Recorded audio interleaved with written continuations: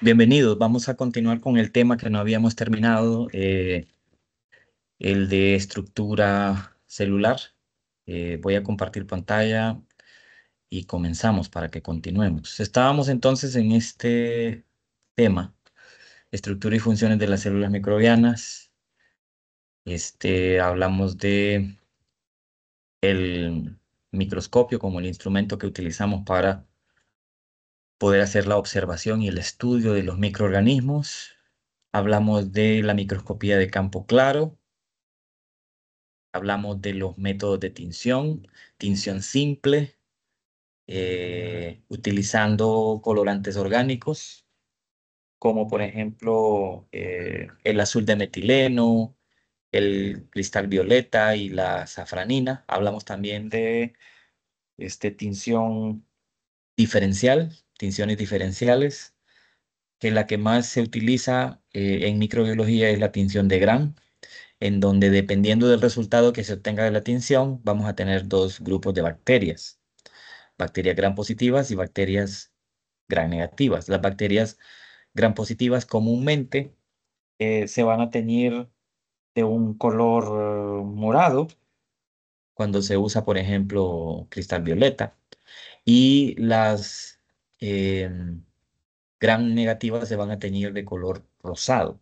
Entonces habíamos visto eso aquí en la pantalla, por ejemplo, en esta parte de acá. Habíamos visto que hay que realizar un proceso, básicamente es este que está acá, que es un proceso de preparación de la muestra para poder ser preparada con la tinción, una preparación que requiere una fijación por calor y luego pues el uso de un tinte que nos va a servir para observar aquellas estructuras que necesitamos estudiar.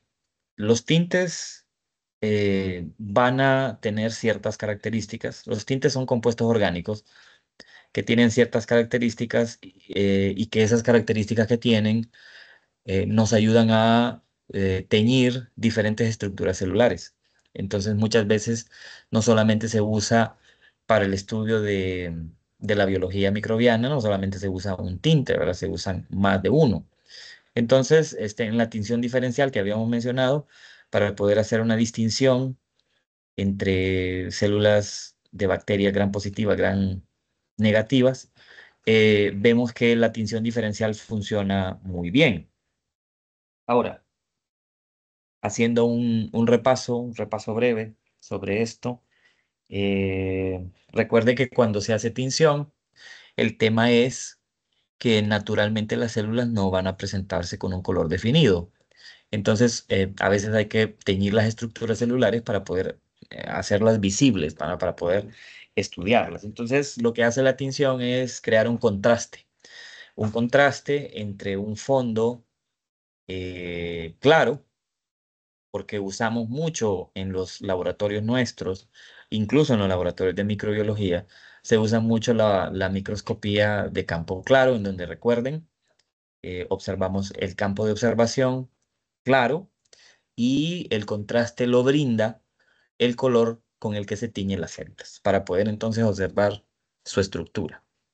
Bien, entonces el tinte lo que hace es crear un contraste. ¿Qué otra cosa habíamos dicho?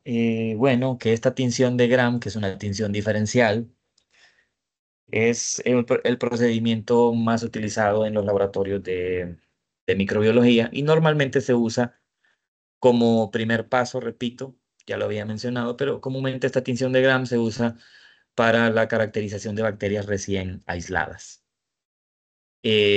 Ahora, si se dispone de un microscopio de fluorescencia, la tinción de Gram, había mencionado también, se puede reducir a un solo paso. ¿Por qué? Porque las células Gram positivas y Gram negativas, perdón, emiten fluorescencia en distinto color, de tal manera que cuando se tratan con una sustancia especial, con un tinte diferencial, pues van a poder observarse muy bien en el microscopio de fluorescencia, ¿ya? Cuando lo hay. Bueno, habíamos hablado también de la microscopía de contraste de fases y la microscopía de campo oscuro. Aquí lo que estamos viendo es la tinción de Gram, ¿verdad? El procedimiento para teñir las bacterias y obtener esos dos grupos diferenciados, que este resultado, por cierto, de por qué se tiñen de un color unas y de otro color otras, tiene que ver con las características de su pared celular, ¿verdad? Químicamente hablando, hay tintes que pueden adherirse a las estructuras celulares en las bacterias gram positivas por su estructura de pared corporal, ¿verdad? Cómo está construida su pared corporal. Y otros tintes tiñen a las gram negativas. Siempre esto tiene que ver con que el tinte se va a unir a ciertas sustancias de la pared celular y por eso se va a hacer visible el contorno de la célula. Bueno, entonces estábamos hablando de microscopía de contraste de fases y de campo oscuro. Eh, Habíamos dicho que aunque los colorantes se usan mucho en microscopía óptica, la tinción mata las células. Y esto también puede alterar sus características. Entonces, hay dos formas de microscopía óptica, igual, porque usted observa a través del ocular con sus ojos, por eso se llama microscopía óptica o por eso se le llama así. Pero hay dos formas de microscopía óptica que mejoran el contraste de la imagen de las células sin que éstas sean teñidas, o sea, en vivo, células en vivo. Y se trata de la microscopía de contraste de fases y la microscopía de campo oscuro. En concreto, el microscopio de contraste de fases se usa mucho en docencia, en investigación, pues para la observación de preparaciones de células vivas, como ya habíamos mencionado algunos casos de la observación de espermatozoides, óvulos o de células flageladas en su movimiento o células ciliadas. Entonces, la microscopía de contraste de fases se basa, como habíamos mencionado en clase, en el principio según el cual las células tienen un índice de refracción diferente al del medio que las rodea. O sea que el factor por el cual la luz es más lenta o más rápida cuando pasa a través de un material, a eso se refiere esto del factor de refracción o índice de refracción distinto. ¿Qué quiere decir esto?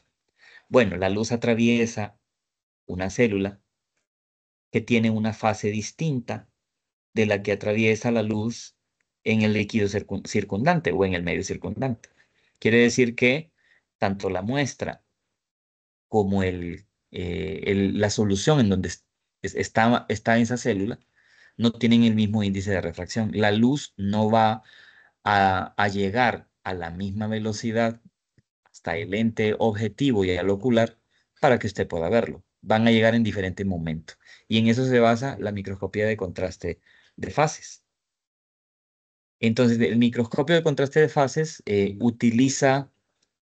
voy a hacer un poquito más grande la presentación.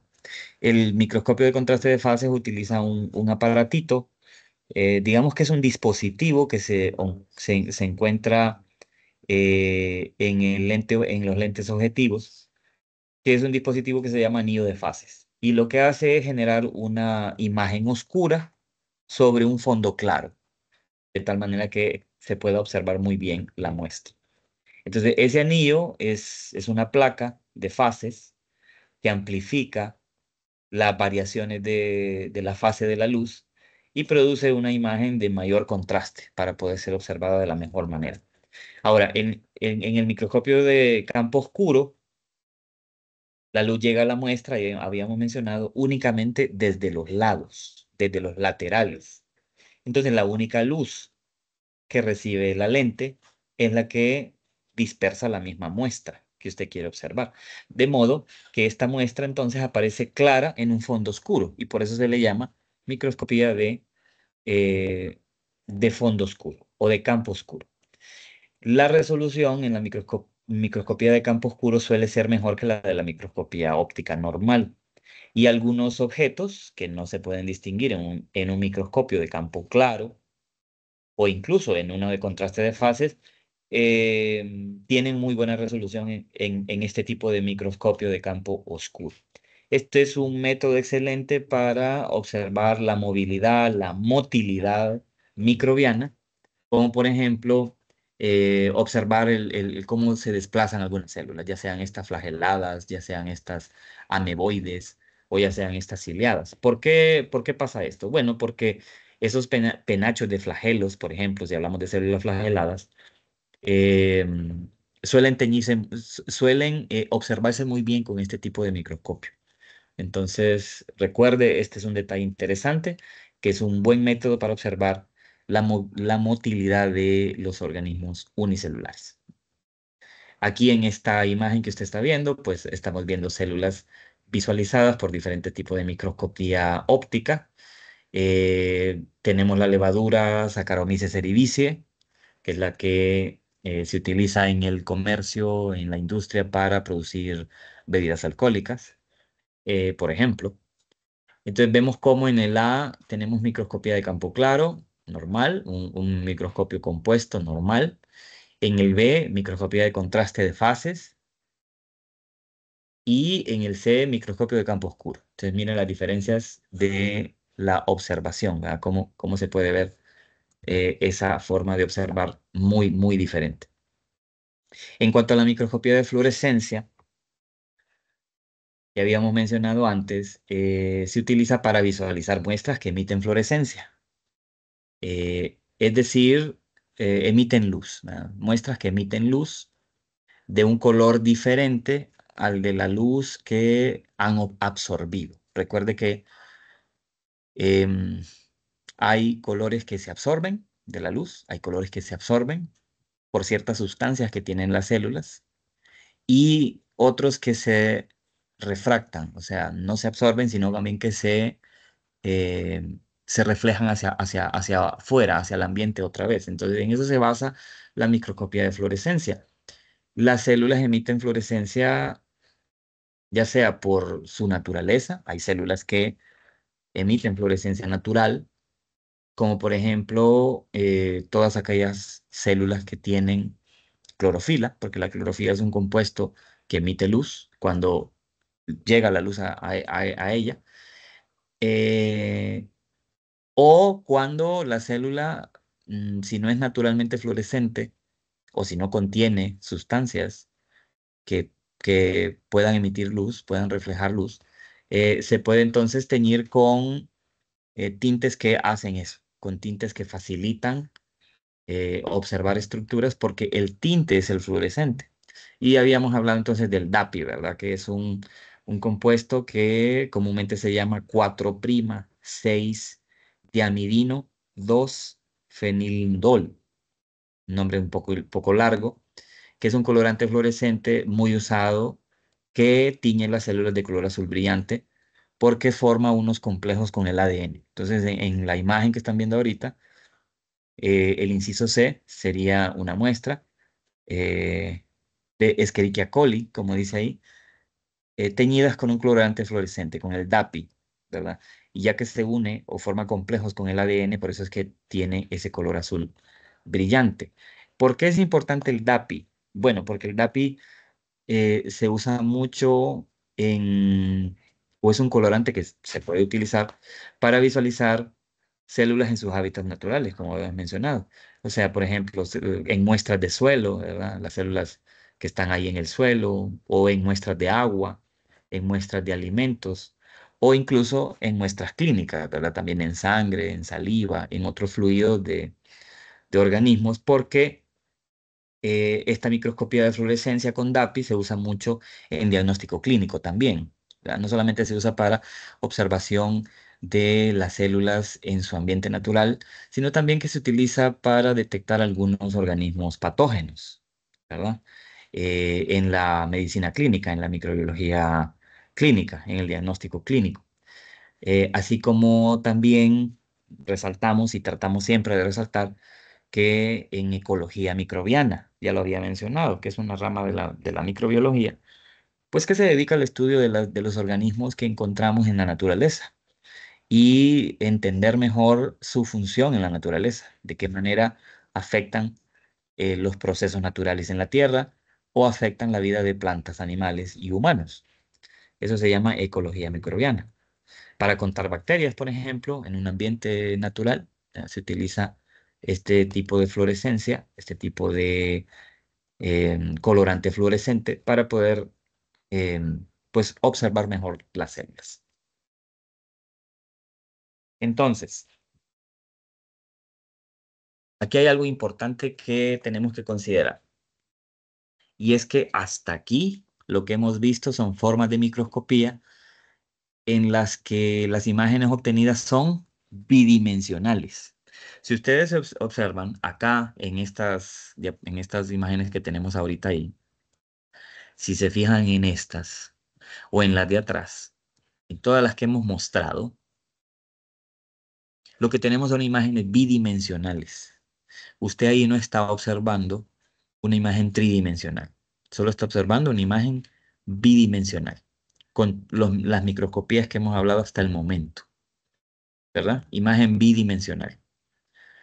Ahora, vamos a ver ahorita cómo hay otras metodologías de observación, hay otras formas de microscopía que ofrecen una mejor resolución, un contraste diferente, porque nos ayudan a mejorar la perspectiva tridimensional de la imagen, ¿verdad? Entonces ya podemos ver otras estructuras.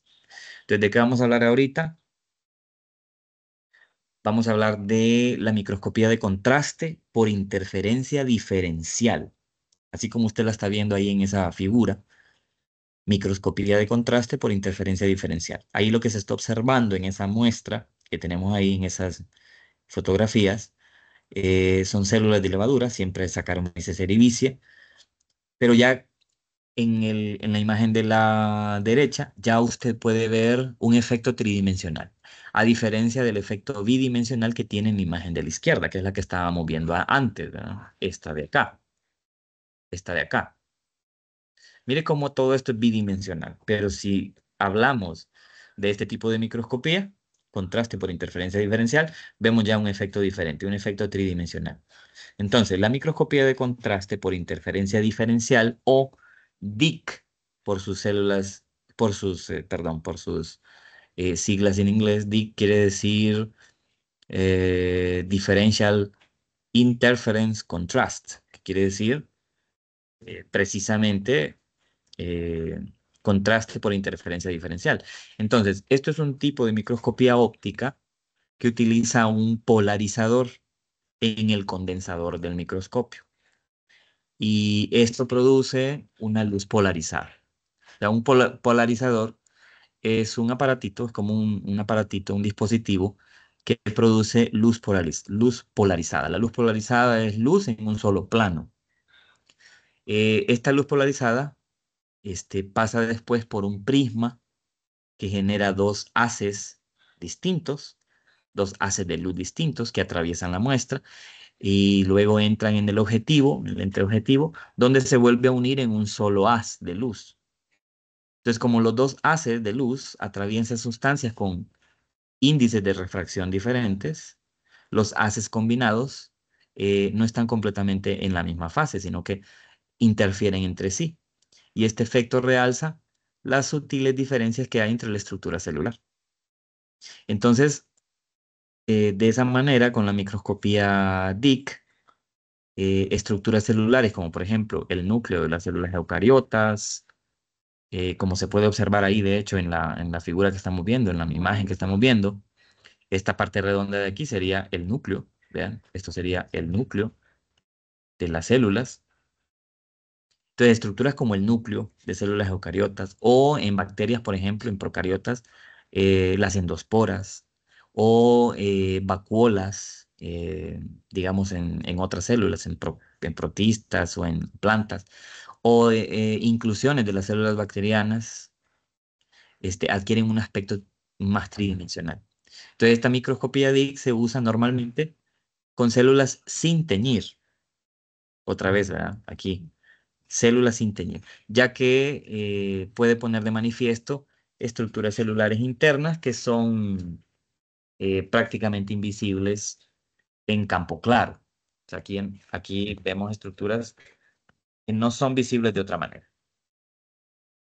Entonces, miren qué interesante cómo se puede observar de forma tridimensional ahora utilizando otro tipo de microscopía. Ahora bien, vamos a hablar ahora de microscopio confocal de barrido con láser. Este es otro método de microscopía. Microscopio confocal de barrido con láser. Entonces, un microscopio confocal de barrido con láser, cuyas siglas por su nombre en inglés sería CSLM, es un microscopio controlado por un ordenador, por una computadora, en el que se acopla un láser o se une un láser a un microscopio de fluorescencia. El láser genera una imagen tridimensional brillante y permite al observador acceder a la muestra desde diversos planos de enfoque, como se observa en la figura 2.8. Entonces, para ello, el láser lo que hace es que ese rayo se ajusta de manera precisa para que haya solo una capa concreta de muestras enfocadas completamente y de esa manera poder observar las células que conforman la muestra. Entonces, se usa mucho cuando se observan como biofilms, que son capas gruesas de células que se encuentran adheridas a diferentes superficies. Por ejemplo, células que están adheridas a los dientes, el biofilm que forma la capa bacteriana en los dientes, por ejemplo, o el biofilm que se adhiere a una cierta superficie en el suelo, o a una superficie, a una pared, por ejemplo, etcétera. Em, la resolución es bastante buena, se ha mejorado muchísimo en este tipo de microscopía la resolución, porque esto, aunque quizás creo que no lo había dicho, en el microscopio óptico compuesto, la resolución comúnmente es de 0,2 micrómetros. Eso quiere decir que a 0,2 micrómetros, dos objetos que se encuentran adyacentes en microscopía óptica, un microscopio compuesto normal, no a esa distancia, 0,2 micrómetros, dos objetos que están adyacentes o muy cerca uno de otro, no se van a distinguir como dos objetos individuales. Pero en este tipo de microscopía, la resolución baja incluso hasta 0,1 micrómetros, lo cual quiere decir que tiene mayor poder de resolución el microscopio confocal de barrido con láser. Entonces, este tipo de microscopía se utiliza mucho en ecología microbiana. También esto nos interesa mucho a nosotros los biólogos, porque estamos tratando de ver cómo nosotros, al estudiar este curso de microbiología, cómo podemos entender como biólogos qué herramientas podemos utilizar de la microbiología para estudiar la ecología de los organismos microscópicos, ¿verdad? Entonces, este tipo de microscopio se usa mucho en ecología microbiana, sobre todo para poder identificar poblaciones específicas de células en hábitats microbianos o para distinguir los diferentes componentes de una comunidad microbiana en un biofilm o en un tapete microbiano, en una superficie en donde haya capas gruesas de células que están como asociadas muy cerca una de otra. Para eso nos sirve mucho este sistema de microscopía, este método de microscopía. Es especialmente útil también cuando se necesita examinar en profundidad el contenido microbiano de una muestra gruesa, de una capa gruesa de células en una superficie. Miren cómo aquí se observa, según la figura, en A, dice se observa imagen confocal de la comunidad microbiana en un biofilm. O sea, por ejemplo, pensamos en el biofilm que se forma en las encías, en los dientes. Entonces vamos a ver una cantidad, una comunidad microbiana, muchas células distintas formando parte de esa comunidad y todas ellas, pues, o cada una de ellas, dependiendo de su especie, pues tendrán unas ciertas características bioquímicas particulares, eh, por lo cual poder observarlas a todas y cada una y poder diferenciar esos grupos, pues necesita un método como este para poder ser observadas. Dice acá, las células verdes en esta imagen de arriba, en A, que tienen una forma de bacilo, son pseudomonas aeriginosas, que son igual bacterias, introducidas de manera experimental en un biofilm. Las que son en verde son de esta especie que se llama Pseudomonas aeruginosa. Y luego dice las células de diferente color se encuentran a profundidades distintas en el biofilm. Entonces vean que hay otros colores, amarillo, anaranjado, rojo, y esas otras están en diferente profundidad en esa capa microbiana que está formada en esa superficie. Y luego en B, imagen confocal, siempre utilizando este tipo de microscopía, de una cianobacteria filamentosa en un lago alcalino. Vean que esta es una muestra tomada de un lago con características de pH en el agua alcalinas. Vea usted que lo que está observando entonces es una bacteria filamentosa, una bacteria que forma este, estas estructuras alargadas y vea cómo se pueden observar muy bien, ¿verdad? Se observan bastante bien. Entonces, luego venimos con otro método de microscopía. Miren que estamos viendo ahora microscopía en donde podemos observar la muestra desde una perspectiva tridimensional, ya no bidimensional. Entonces, pueden ver ahí a ustedes la diferencia, ¿verdad? Con las muestras que observamos en un microscopio óptico normal. Hablemos un poco de la estructura celular desde el uso de microscopía electrónica.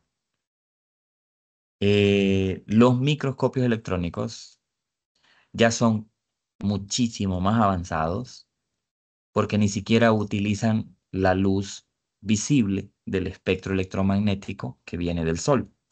O sea, no usan luz, sino que lo que utilizan es una corriente de electrones. O sea, completamente diferente. La fuente de energía o la fuente de luz que sirve para poder observar las muestras no es luz visible, no son fotones, ¿verdad? Los fotones serían esas pequeñas partículas de luz de la luz visible. Aquí lo que se usa es un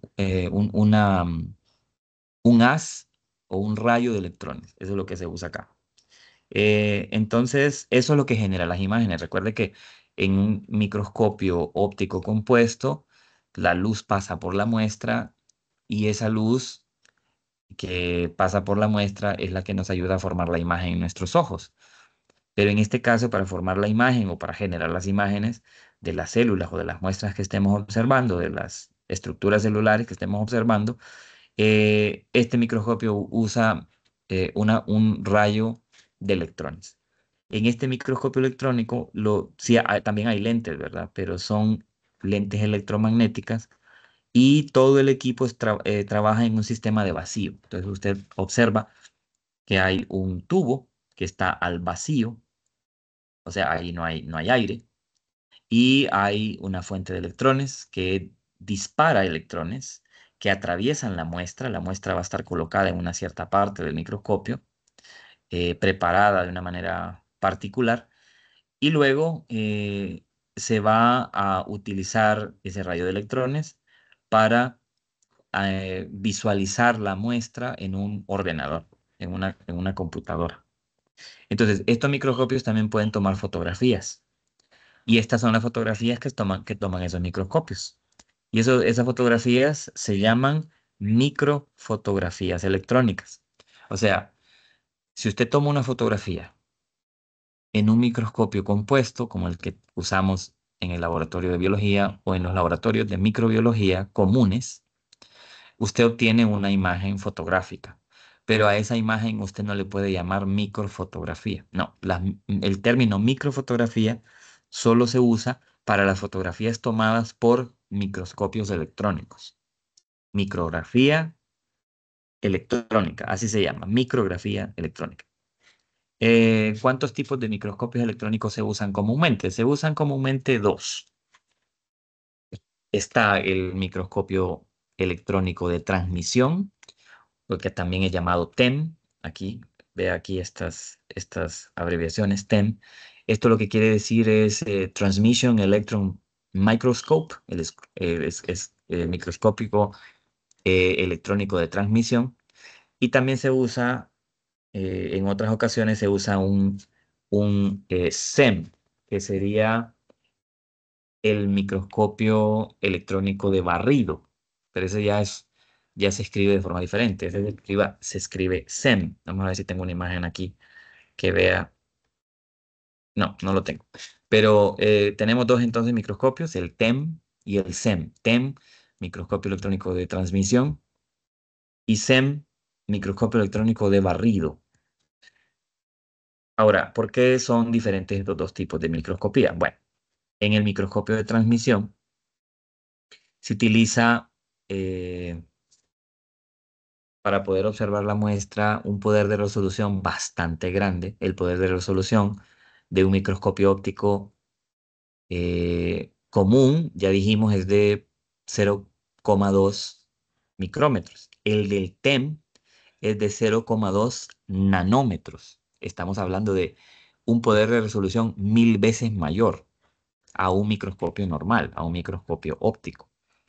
Y este microscopio de transmisión, debido a su poder de resolución, pues puede visualizar o penetrar incluso las estructuras celulares, ¿verdad? Puede atravesar las membranas, la pared celular, puede atravesar la superficie de los, de los organelos celulares, entonces da unas imágenes muy grandes, en muy buena resolución.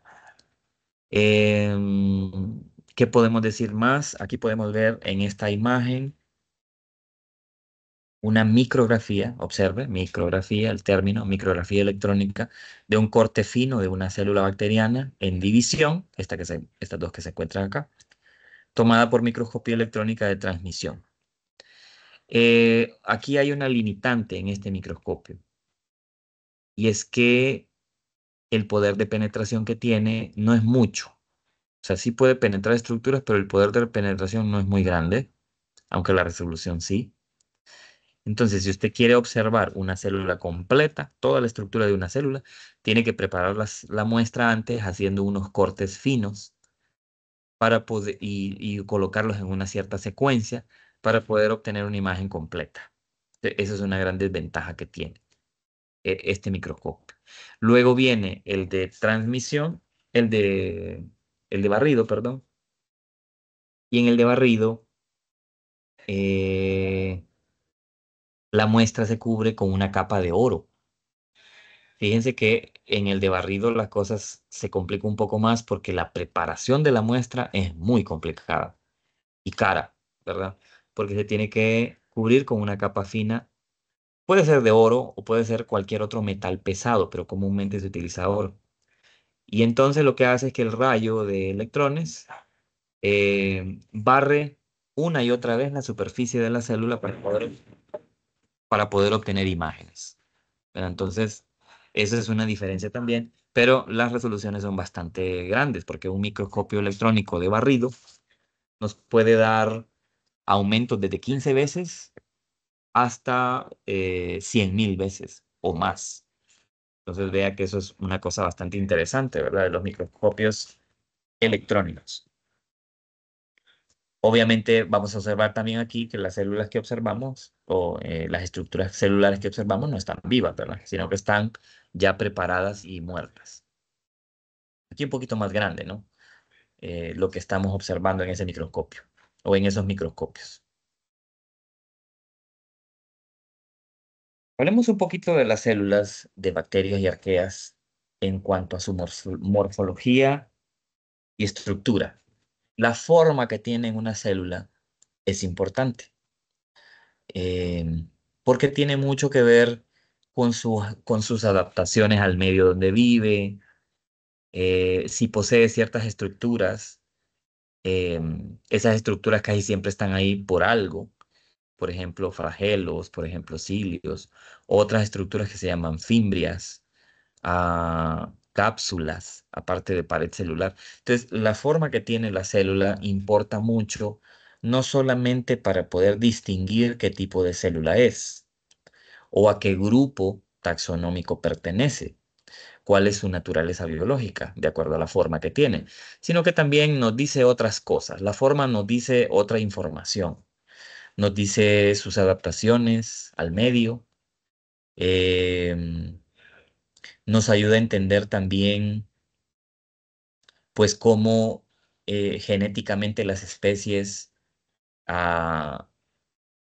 se adaptan a sus entornos. Entonces, no pasemos de desapercibido que la forma es una característica importante de los seres vivos. Bien, entonces, hablando de células bacterianas y células de arqueas, estas son como digamos las formas más comunes. Tenemos desde células que tienen ah, una forma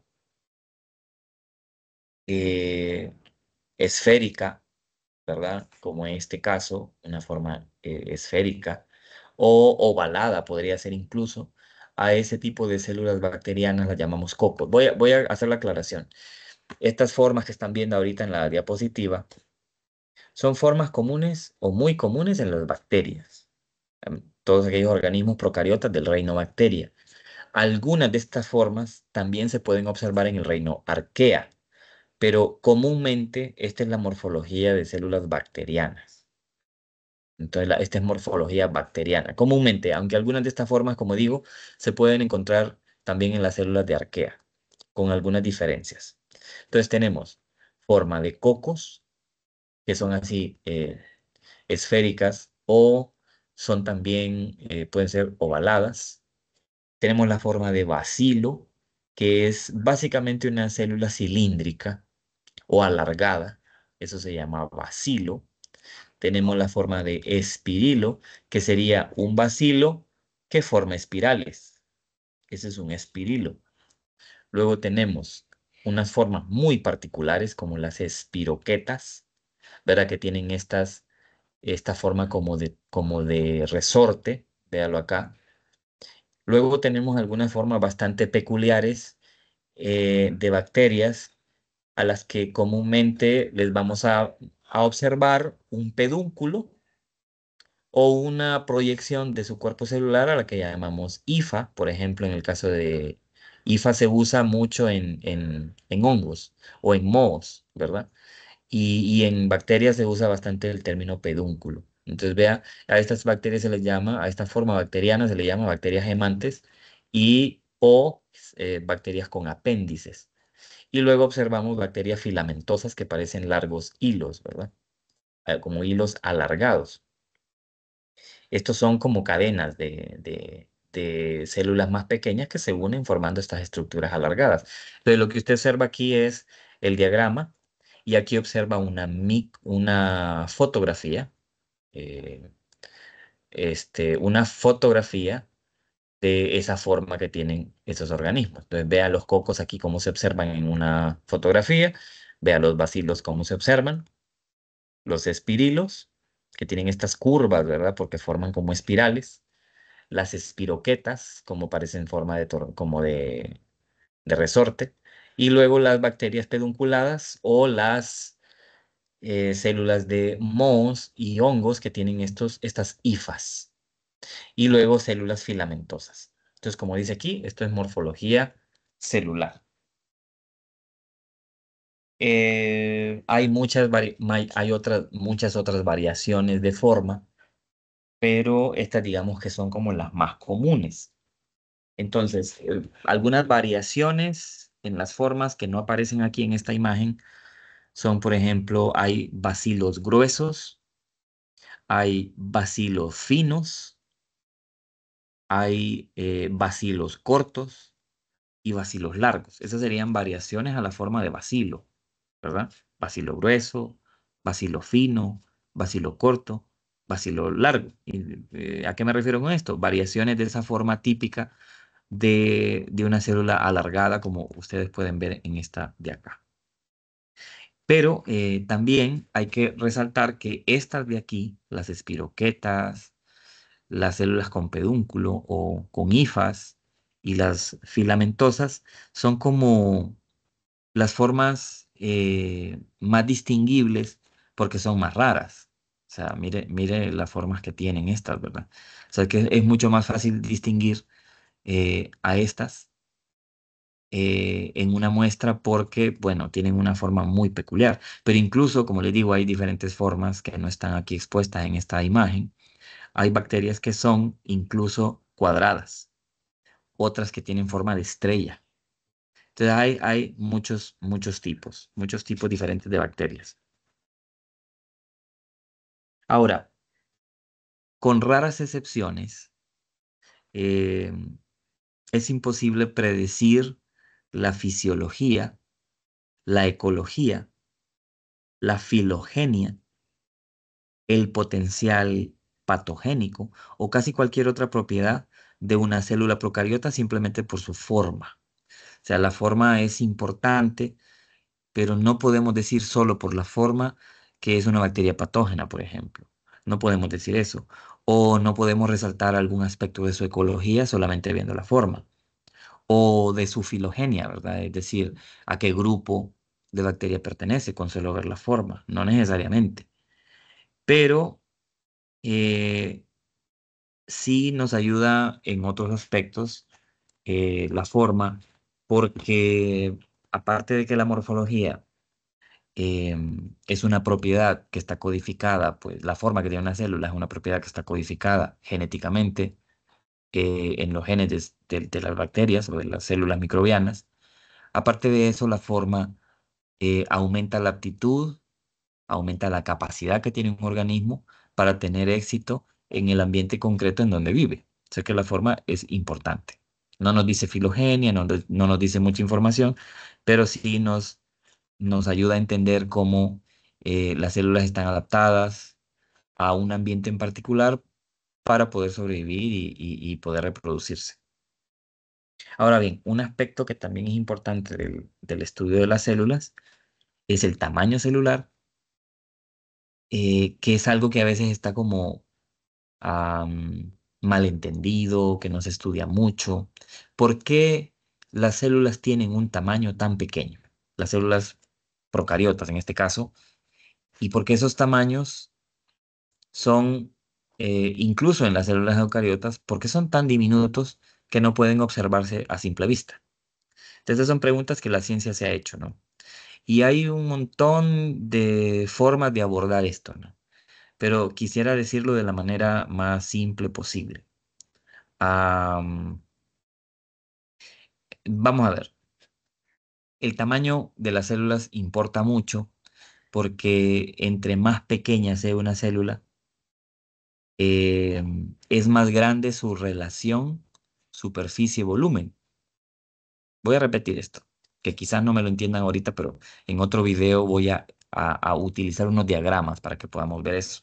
Aunque ahorita también hay una fotografía y al final. Ahorita estoy mostrándoles una tabla en donde se observan diferentes microorganismos con una morfología diferente y vamos a ver que tienen también un tamaño diferente. Ahí se puede ver en la gráfica. El tamaño está en micrómetros, en la tabla, perdón. El tamaño está en micrómetros y el volumen es una medida que se mide también en micrómetros, pero en micrómetros cúbicos.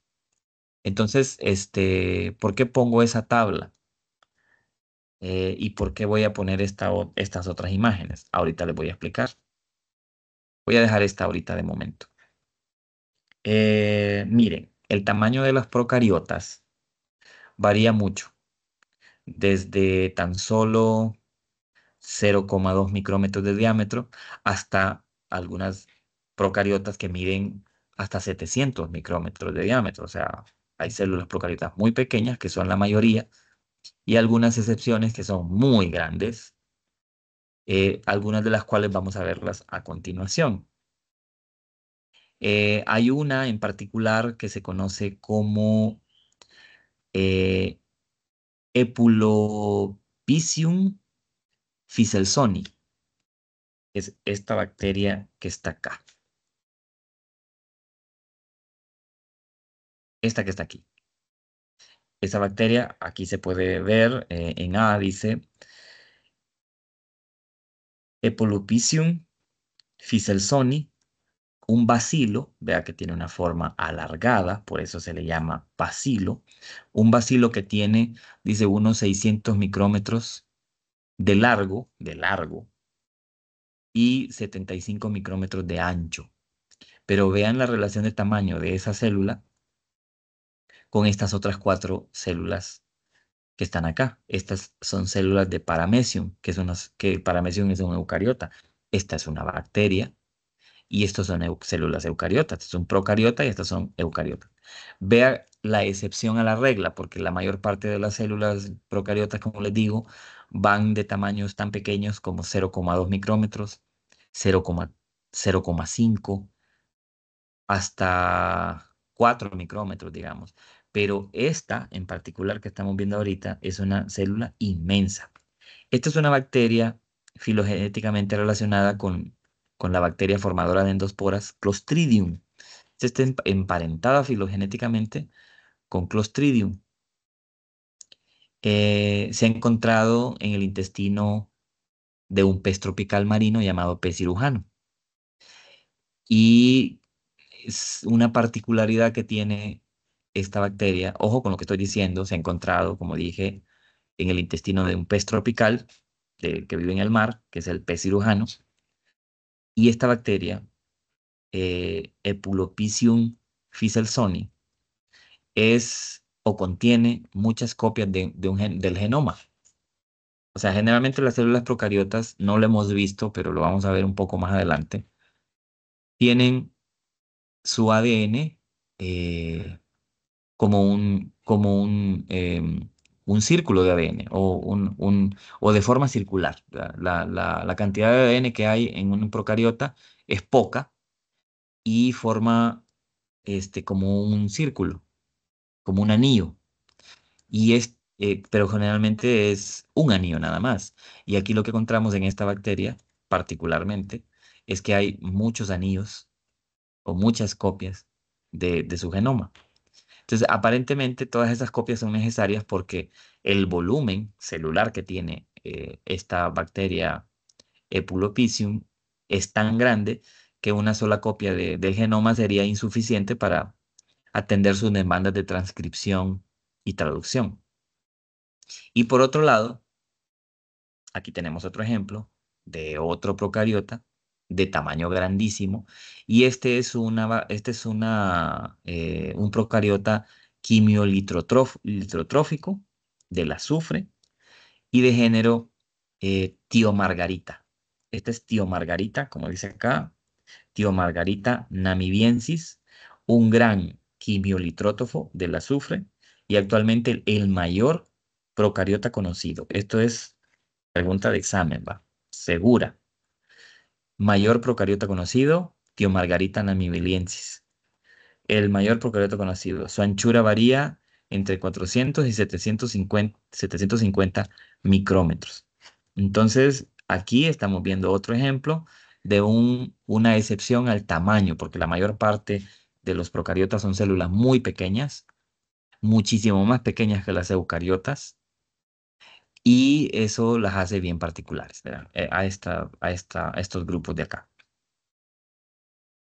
No se sabe en el caso de estas dos células, de estas dos especies que son tan grandes, no se sabe a ciencia cierta por qué son tan grandes, aunque se cree que las bacterias que metabolizan azufre podrían tener un tamaño así de grande como un mecanismo eficiente para poder almacenar pues mucha más cantidad de azufre, ¿verdad? Y poder metabolizar una mayor cantidad de azufre. Esa es una suposición que se tiene sobre el por qué son tan grandes. Pero el problema es que las células muy grandes son poco habituales en el mundo procariota. La mayor parte de los procariotas son células muy pequeñas. ¿Y por qué las células entre más pequeñas son más eficientes en el metabolismo, por ejemplo? Bueno, eso tiene que ver con su relación superficie-volumen. Lo que vemos acá es un diagrama que nos explica cómo la relación superficie-volumen, pues le da ventajas a las bacterias que son, o a los microbios que son más pequeños de los más grandes, en cuanto, por ejemplo, a la velocidad de crecimiento y a la tasa de evolución, incluso la rapidez de evolución, cómo evolucionan, qué tan rápido mutan, ¿verdad? Qué tan rápido aparecen mutaciones en el genoma. Eso tiene que ver con el tamaño. Entonces, como podemos ver acá, aquí tenemos una imagen o una representación de una célula microbiana pequeña y de otra más grande.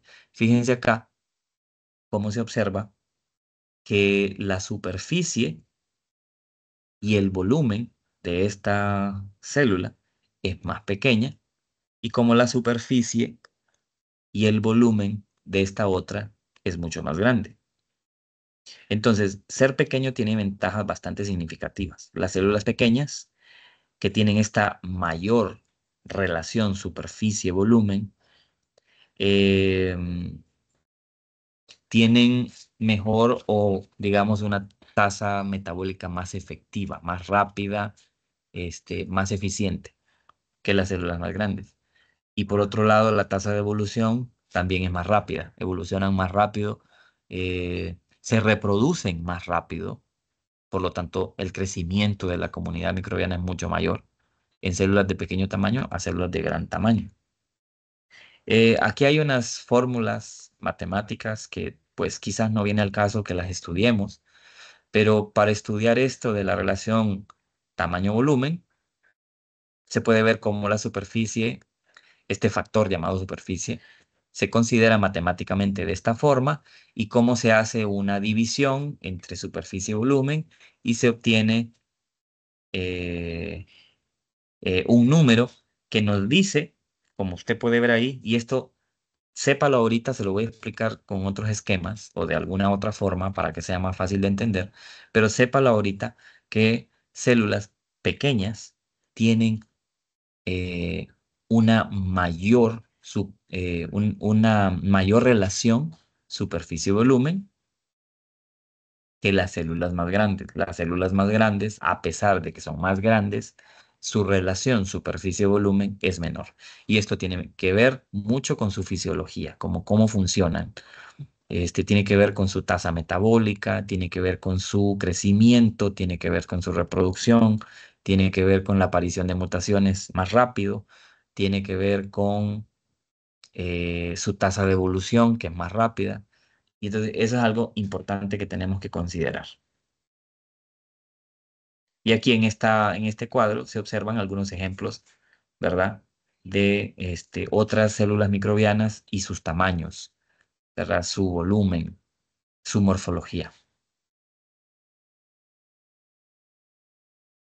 Luego vendríamos con este tema, que es el tema de las estructuras celulares ya propiamente, la membrana, la pared, cómo se forman las endosporas, cómo es la nutrición de las células, pero eso lo atenderemos en otro video. De momento les voy a subir este que acabo de grabar ahorita, se lo subo y por la noche les voy a subir este otro en donde sí vamos a abordar el tema de las estructuras propiamente y hasta ahí vamos a llegar para efectos de evaluación. Bueno, voy a detener la grabación, les envío esto muy pronto, ahorita al mediodía, y pues pueden irla viendo ya o cuando tengan más tiempo por la noche. Y yo por la noche les voy a subir otra videoconferencia o otra videoclase pregrabada en donde ya voy a hablar de las estructuras y de qué vamos a considerar de esas estructuras. Bien, un saludo y estamos pendientes del próximo video.